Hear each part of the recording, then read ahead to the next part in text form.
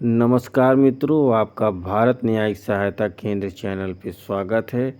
आज का प्रश्न फैमिली लॉ से है, मुस्लिम निकाह और हिंदू विवाह में अंतर। तो चलिए शुरू करते हैं। मुस्लिम विवाह एक कॉन्ट्रैक्ट संविदा की भांति होता है। इसमें प्रस्ताव, रजाब, स्वीकृति, कबूल और प्रतिफल मेहर होता है।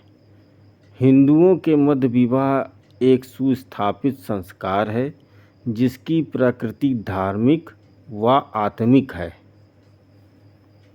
दूसरा, मुस्लिम विवाह का उद्देश्य केवल मैथुन आनंद और संतानोत्पत्ति है, जबकि वहीं हिंदू विवाह का उद्देश्य धार्मिक कृत करना, संतानोत्पत्ति और संभोग आनंद है। तीसरा, मुस्लिम कानून के अंतर्गत विवाह द्वारा स्त्री की विधिक क्षमता पति में विलीन नहीं होती है। जैसे पत्नी को अपनी संपत्ति का उपभोग करने, अंतरित करने, संविदा करने के लिए पति की सहमति या अनुमति की आवश्यकता नहीं होती है, जबकि हिंदू विवाह में पत्नी अपने अस्तित्व को पति में विलीन कर देती है, इसलिए उसे जीवन संगिनी अर्धांगिनी की संज्ञा दी जाती है।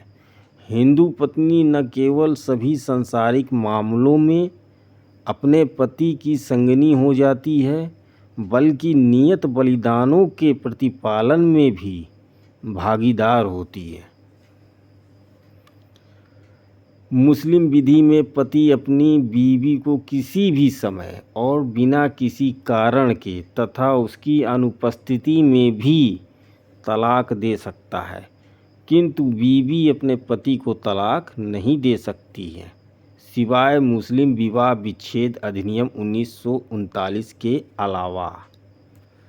मतलब कि अगर उसकी बीवी को तलाक लेना होगा तो मुस्लिम विवाह विच्छेद अधिनियम 1939 के अंतर्गत ले सकती है, लेकिन वैसे मान्यता नहीं है। जबकि हिंदू विधि में विवाह विच्छेद की कोई धार्मिक मान्यता ही नहीं है। ये 7 जन्मों का बंधन माना गया है। तथापि आधुनिक काल में केवल न्यायालय की डिक्री द्वारा ही हो सकता है।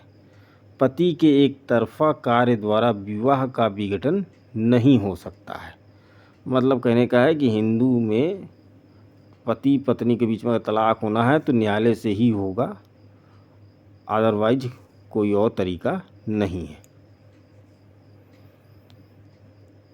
पांचवा, मुस्लिम विधि के अंतर्गत मुस्लिम पुरुष एक समय में 4 पत्नियां रख सकता है। हिंदू विधि के अंतर्गत हिंदू पुरुष एक समय में केवल एक ही पत्नी रख सकता है। Thanks for watching. Please like, subscribe and share.